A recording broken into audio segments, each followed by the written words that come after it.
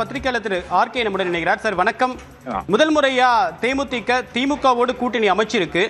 இது யாருக்கு பலம் சேர்க்கும்? தேமுதிக மீண்டும் சட்டமன்றத்தில் வரக்கூடிய கம்பேக்கா அமையுமா, இல்ல பெர்செப்ஷன் வைஸ்ல டிஎம்கே அலையன்ஸ் இப்ப லீட் பண்ண ஆரம்பிச்சிருக்கா?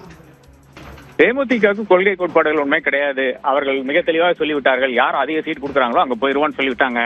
அப்போ இந்த பக்கம் இப்போதைக்கு சீட்டு பேச்செல்லாம் ஒன்றும் நடக்கிறதுக்கு வாய்ப்பு இல்லை. என்ன நடக்குதுன்னு பாத்தீங்கன்னா, ராஜ்யசபா சீட்டு கூப்பிட்டு சொல்லியிருப்பாங்க. ஒரு சீட் கொடுக்குறேன் ராஜ்யசபாவுக்கு அப்படின்னு சொல்லியிருக்காங்க.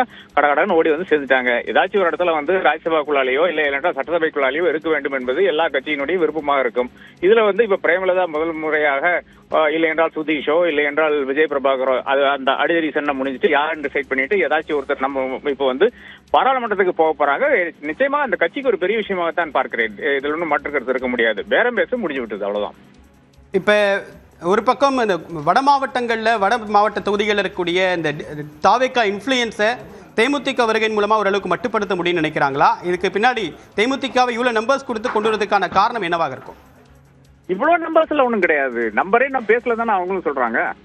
அப்போ என்னை பொறுத்தளவு என்ன நடந்திருக்குன்னு பாத்தீங்கன்னா, இன்னொரு இந்த கூட்டணியினுடைய அந்த பெர்செப்ஷன் இருக்கு இல்லையா, அதுல இன்னைக்கு நமக்கு தெரியுது இல்லையா, பலமா இருக்கிறதாக தெரியுது இல்லையா. அந்த பக்கம் பார்க்கும்போது பாமக பிளவுபட்ட ஒரு கட்சி, பாஜக அவன் கத்தி எடுத்து நடந்துட்டு இருக்கான். யாரை எப்போ குத்துவாங்கன்னு தெரியாது.